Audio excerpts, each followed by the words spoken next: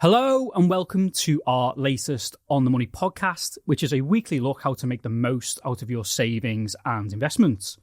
So in this episode, we're going to be covering the personal finance content of the famous red briefcase, which was opened earlier than it should have been, as lots of the content and policies were announced early in error by the independent fiscal watchdog, the Office for Budget Responsibility, prior to Chancellor Rachel Reeves stepping up to deliver her budget speech.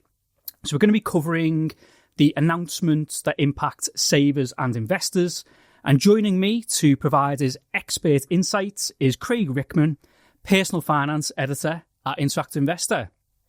So Craig, the budget, it's always a busy time for yourself, and you penned a couple of news analysis pieces on the day of the budget, which can be found on the Interactive Investor website, which is ii.co.uk. Craig, could you give a very brief rundown of the main budget takeaways for savers and investors? I sure can. So here are four key policies that were announced. So the deep freeze on income tax and national insurance thresholds, that's going to be extended by a further 3 years. The cash ISA allowance for those who are under age 65 will reduce to £12,000 in the future. The overall £20,000 ISA allowance will remain. There's going to be a £2,000 cap on pension salary sacrifice contributions. And also the rates of tax on dividends, on savings interest and property income are all due to rise in the future as well. Let's move on to talking through each of those key announcements / reforms in more detail. So let's start off with the cash ISA. So there were lots of rumours and speculation ahead of this budget that there would be some sort of change to the cash ISA allowance. So it was announced that the cash ISA allowance, it'll be cut to £12,000 a year from the current level of £20,000 per tax year. It's going to happen from 6th of April 2027. So it's not going to impact this tax year or the next tax year. It's going to impact the following one. And it was also announced that if you're aged 65 or over, you'll still be able to put a maximum of £20,000 into a cash ISA in a tax year, if indeed you wish to do so.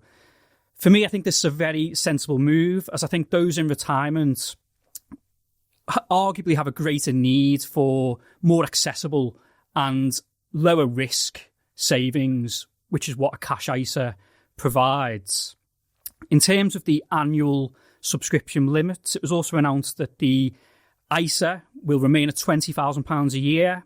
The lifetime ISA will remain at £4,000 a year, although there are going to be some reforms to the lifetime ISA, which we're going to talk through a bit later. And the junior ISA and child trust funds will also remain at £9,000 a year. All of those allowances, they're going to be frozen at those respective levels until the 5th of April 2031. So that actually means that the annual ISA allowances will have been frozen overall for 14 years. Going back to the cash ISA, so from 6th of April 2027, if you're under the age of 65 and you want to use the full £20,000 ISA allowance, £8,000 of that will have to be in either the stocks and shares ISA or the innovative finance ISA. So Craig, the hope is from the government that a lower cash ISA allowance will encourage more money to go into the stocks and shares ISA version, and it'll incentivise more people to consider investing. What are your thoughts, Craig, on this aim? Yes, well, I mean, ultimately, time will tell. But my view, merely reducing the cash ISA limit, how much is that going to move the dial for investors? I'm not sure a great deal. I think the government will be hoping that it will be that reducing the cash ISA allowance, together with some of the other initiatives that they've launched, will have an impact. So during her Mansion House speech, Rachel Reeves announced that in the future they're going to look to change the narrative around investing risk warnings to try and promote the benefits. There's also the targeted support regime, which is going to be rolled out from April next year, which is a way for providers to help guide savers and investors towards appropriate financial products, and that might be, guiding them towards perhaps a stocks and shares ISA instead of a cash ISA. So I think the government is probably looking at, these things in aggregate to try and help, funnel more money into the stock market for that sort of dual aim, really, to try and help improve saver returns and also boost the UK economy. But I guess time will tell whether that works or not. But I think the big thing for me is around, people aren't just going to invest in the stock market. Or lots of people aren't, purely because there are tax breaks for doing so. They need to understand the benefits of investing their money over the long term versus keeping it in cash. So I think, broadly, that's the big challenge that needs to be tackled. I completely agree, Craig. I think the big challenge, as you say, that needs to be tackled is education, and education around the benefits of long-term investing, and education around the fact that investing, it isn't scary, it isn't something to be frightened of. It can be a real power for good over the long term if you follow the sort of fundamental investment principles. There are various golden rules with investing, which we speak about regularly on this podcast and we write about a lot on ii.co.uk, such as the benefits of compounding, which is achieved through investing over the long term, diversification, which is owning a mixture of different investment types that gives your portfolio ample opportunity to grow, but also safeguards against the risks, and the risks of when stock markets go through trickier periods. I mean, when there's a budget, I get a lot of emails sent to me, and I've seen viewpoints from both sides of the debate. So just to spell them out, I saw some comments come in my inbox yesterday where pointing out that they think actually the money that's not put into cash ISAs, that's going to end up in taxable savings accounts. And then I also saw some comments the other end of the scale saying that cutting the cash ISA limit is a milestone towards creating a nation of investors. For me, I'm somewhere in the middle of those two viewpoints. I think if you have got the means and you've got the spare cash and it's not going in a cash ISA, I think it might make you think more about potentially investing and think, okay, what is this stocks and shares ISA? How can it benefit me? And you might go away and learn and understand more about it. But for me, I think that there's the education gap that needs to be addressed first before then people then commit to do that. Yeah. I think the other thing to note as well is that from when ISAs were launched in 1999 all the way up to 2014, the cash ISA allowance was smaller than the overall ISA limit. So that was changed in 2014, and the limits were brought in line. So this isn't, this is sort of going back to the old regime rather than a new one. There's another question around this which involves ISA transfers, and I haven't seen the answer to this yet. But before 2014, because the cash ISA allowance was smaller, you couldn't transfer from a stocks and shares to a cash ISA. And the reason for that is because otherwise you could fill up your ISA into stocks and shares and then immediately transfer to cash in a way to sort of circumvent the rules. So it'll be interesting to see what happens with that and whether stocks and shares to cash ISA transfers will indeed be permitted in the future. I think what it does is it adds a bit of extra complication to the ISA regime in terms of how this is going to be administered in future. Now that the allowances aren't exactly the same, who's going to keep on top of that? Is the onus going to be on individuals to keep on top of that, or will it be on providers? Going back to my point on the education gap, I just wanted to point out that I think for investors that are considering sort of a first move out of cash, one potential starting point, if you're looking for a cash-like product, would be a money market fund. So what these funds do is they invest in very short-term bonds, which are essentially IOUs that are issued by governments or companies. And what they tend to do is these funds is they tend to produce a cash-like return, and their returns generally tend to be in line with whatever the Bank of England's base rate is. So if the base rate's 4%, the level of income that's being produced by these funds, which of course is not guaranteed, it'll be around about 4%. So these funds are the most cash-like type of funds that you could go into. They are a step up from cash, but that would be the next step from cash. And in terms of other types of funds, I'd suggest investors would go away and would look at multi-asset funds. I think they're a great starting point for investors, particularly for risk-averse investors, because they give investors ready-made diversification as they own a mixture of shares and bonds. They typically have different risk levels, so it's important to look under the bonnet, look at how the fund invests, and be comfortable with the level of risk that's being taken. But they're the types of funds that I would suggest as starting points for investors that have only ever been in cash and they're looking to take a level of risk up from cash. Let's now move on to another change to ISAs, Craig, which I very briefly mentioned, and that is the reforms that are going to be made to the lifetime ISA. The details are very thin on the ground at the moment, but there was a little bit of detail in the budget documents that followed the speech. So, Craig, it's been a long time coming, these reforms to the lifetime ISA. There are two major problems with that type of ISA. Could you run through what those problems are and what was said in the budget documents following the speech about the potential reforms to the lifetime ISA? Yeah, sure. The lifetime ISA has been under review since the start of the year. The Treasury Select Committee has been looking into the viability of the product and whether it's fit for purpose. So just a brief overview of how it works and what the whole product is about. So it has a dual purpose. So you can either use it to buy your first home or use it to save for retirement. So if you don't use it to buy a first home, you can access it at age 60. And the big perk with the lifetime ISA is you get a bonus on what you put in, which is 25%. So you can put £4,000 in every year and get up to £1,000 bonus to help you along your way towards your goal, whichever those two goals that it is. But there are at least two. There are very few problems with it. The first is that there's a maximum property price that you can use the product to buy, and that's $450,000. That's been fixed since the product was launched in 2017, which could pose a problem for those in London in the southeast.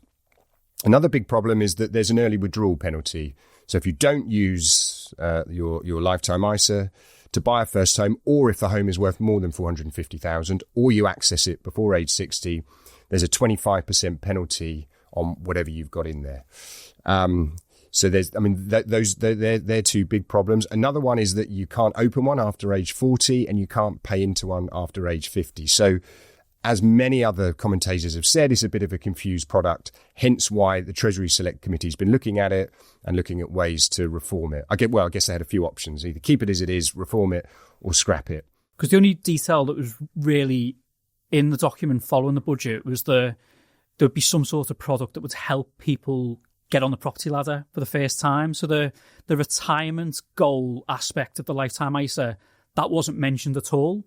So I'm assuming going forward that however that ISA changes, that it may end up going back to something like the previous Help to Buy ISA, which was designed for someone to use to get on the property ladder for the first time. Yeah, that seems like the way that they've gone with it and decided that to try and serve those two purposes, it perhaps doesn't quite work in a single product. And I think for the majority of people who use a lifetime ISA, buying a first home is their objective.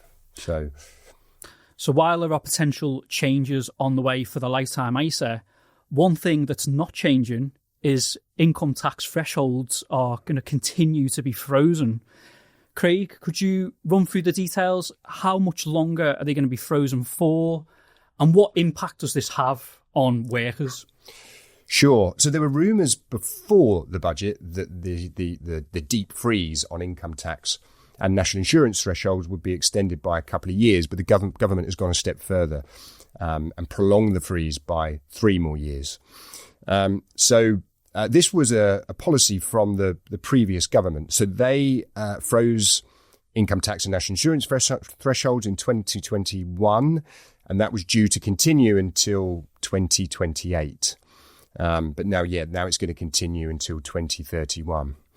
So the upshot here is that as people's incomes naturally rise over time, more of their income will either trip into higher rates of tax or will be exposed to tax. So it's a stealthy way for governments to raise tax revenues without pushing up the headline rates of tax. It is a controversial move, particularly in the scope of the election manifesto, where they promise not to raise taxes on working people. You don't have to raise the headline rates of income tax and national insurance to increase workers' bills, and this is one way of doing it. So it does arguably break the election manifesto pledge. And out of all of the budget measures, this is the most lucrative for the government, to sort of give you an idea of how big the impact will be. And, over time, there are going to be lots of more people who end up paying income tax who weren't before. More and more people are going to sort of trip into the higher rate of tax, and also some more people into the additional rate tax as well, plus get caught out by, the various tax traps, or the couple of tax traps that exist in the tax system as well. So, this can have a particularly big impact on people's money over time. I mean, the longer tax thresholds are frozen, the bigger impact it has on our finances. So, this is a big policy.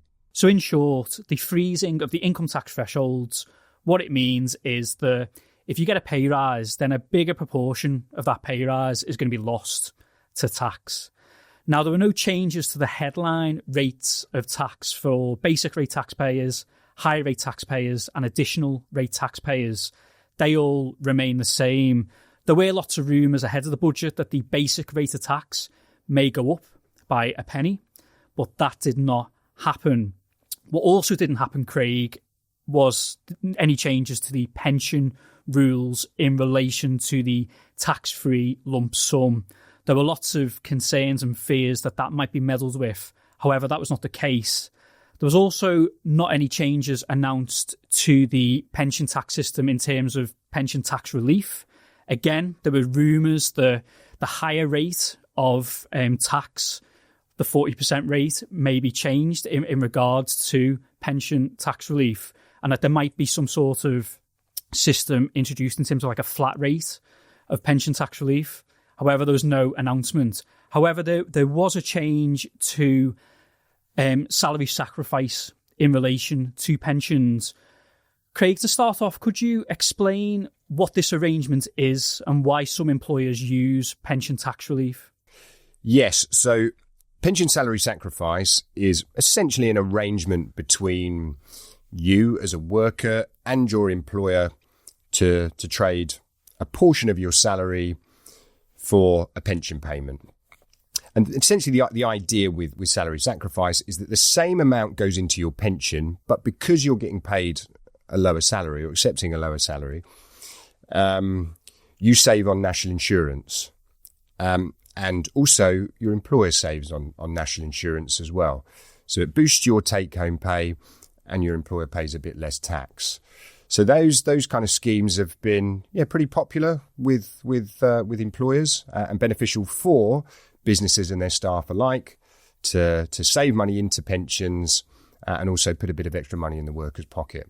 So one of the big announcements on Wednesday was that there's going to be a cap on pension salary sacrifice, which is due to come in April 2029, and the cap will be £2,000. And what this means is that any salary sacrificed for pension contributions above that £2,000 figure, they will suffer national insurance. So the rates of national insurance for a basic rate taxpayer is 8% on anything above the higher rate tax band, which is 50,270. National insurance drops quite significantly, actually. It drops down to 2%. And for employers, the rate of national insurance is flat, and it's 15%. So, there were a lot of rumours about this in the lead up to the budget. So it wasn't a huge shock when it was announced. But there are some big concerns about the impacts that this change could have on workers, and chipping away at the incentives that help people save for retirement. What impact is that going to have on people's future incomes and future retirement pots?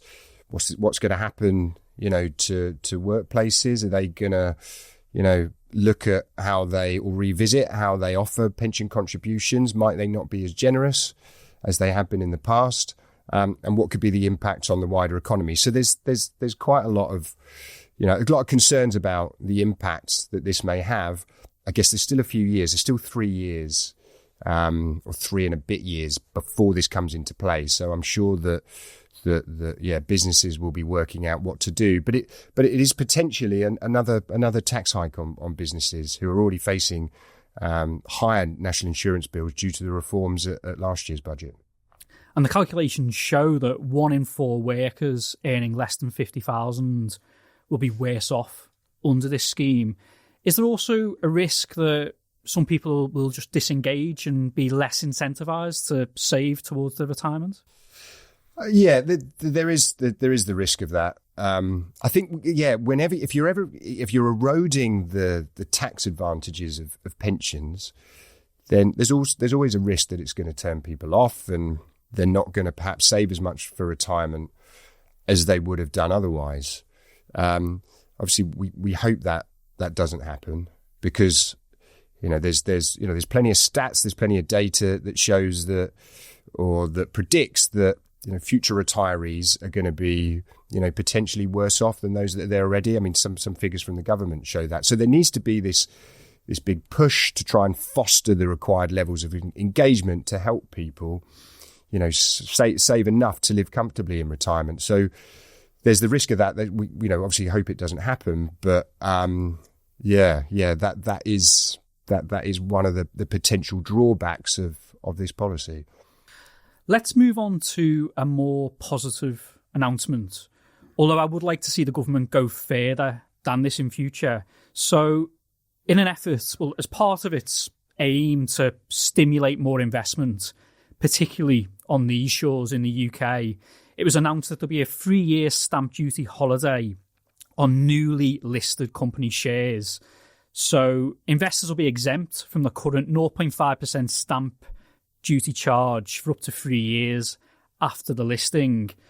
Now, while this reform is welcomed, I personally do think, and I know it's a viewpoint that's shared across Interactive Investor as well, is that the government should go further and scrap stamp duty overall on UK shares, including investment trusts.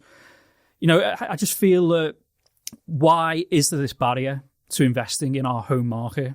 If the government wants, to make us more of a nation of investors, and ideally wants to increase investment in our own home market, why are investors being penalised? Why are we having to pay this stamp duty on UK shares?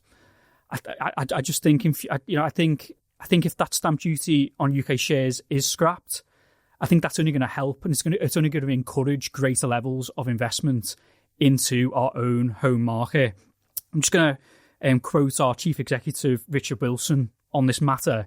So he said, if the government thinks that retail investors are the answer to boost the UK stock market, then it seriously needs to go and look at scrapping stamp duty. It's an outdated and irrational tax that is bad for liquidity and bad for growth. It is suffocating investment in British businesses, and it has to go.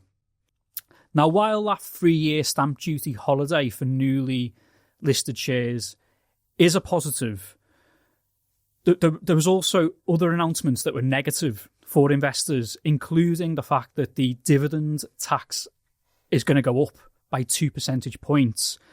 And also for savers as well, savers that go over the personal savings allowance, they're going to be hit with paying 2 percentage points more in future than they currently pay. Craig, could you talk us through both of those? And I mean, for me, it feels like, the government, on the one hand, is trying to encourage greater levels of investment. But then on the other hand, they're putting these measures in place that are making it less favourable. Indeed, yeah. And there was actually a third one as well. There was actually a third tax where the headline rate is going to go up, and that's on property income as well. So these were probably the more, I don't think there were any big shocks in the budget, but these were some of the more sort of eyebrow raising ones. There have been some rumours about increases to dividend tax that emerged a few days before. They pointed towards a 4 percentage point hike. So it hasn't been quite as extreme as what the pre-budget rumours suggested.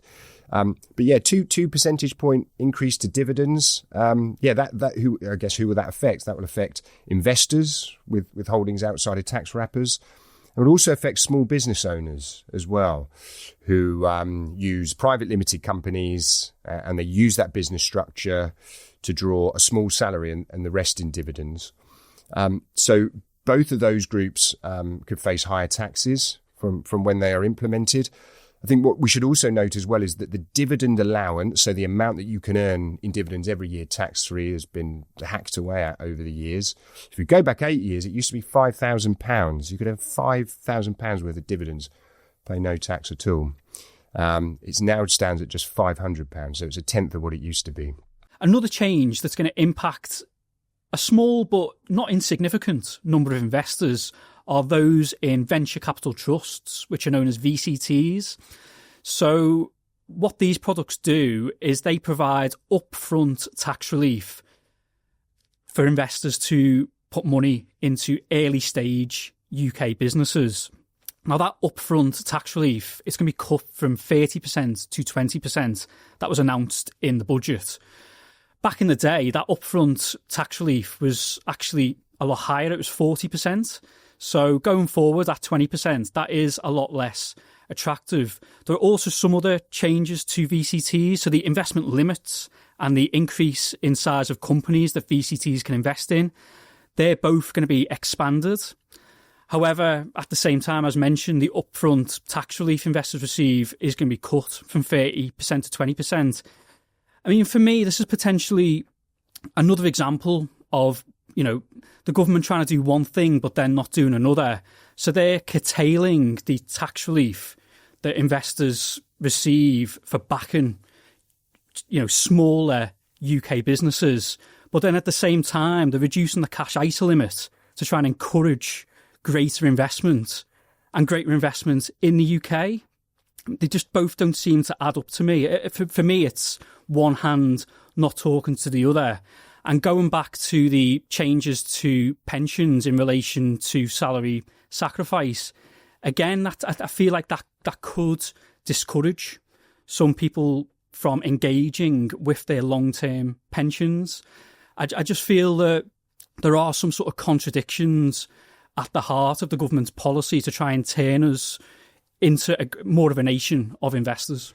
Absolutely. I mean, if you're taking tax efficient products and making them less tax efficient, then they're going to be less attractive for investors. I mean, with VCTs, history shows that investors are sensitive to changes in the upfront rates of tax relief. When it becomes more generous, you see flows into VCTs. Annual flows tend to increase. When they become less generous, they fall. So, I mean that in itself sort of backs up your point. So the last item on my budget bingo card is the state pension. So it was confirmed that the government will continue to honour the pension triple lock. And as a result of that, the state pension from next April, it'll rise by an inflation-beating 4.8%, as the element of the triple lock that's being used is wage increases for the third year running. Craig, anything further to add? I think it's obviously good news for anyone who's in receipt of the state pension, particularly those on the lowest incomes who rely heavily on it. That will provide a really, a welcome boost for them in the bid, to keep rising costs at bay, which are still increasing faster than, particularly the Bank of England would like. So let's have a quick look at the figures and what this is going to change with the state pension. So the annual full state pension will increase from 11,973 to 12,547, while the old state pension, which is paid to those who reached state pension age before April 2016, That will increase from 9,175 to 9,616. So, yeah, some healthy increases there. We expected the triple lock to stay for this Parliament. So, no big surprise that the government has rubber stamped it. The longer term future of the triple lock, we will have to wait and see. Craig, thank you for joining me and talking through those key policy announcements related to savings and investments in this year's budget. Thanks a lot as always. And thank you for listening to this episode of On the Money. If you enjoyed it, please let us know what you think. You can comment on your preferred podcast app. And if you'd like to leave us a review or a rating, that would be much appreciated. In the meantime, you can find more practical pointers and analysis on the Interactive Investor website, which is ii.co.uk. And we'll be back next Thursday, and I'll hopefully see you again.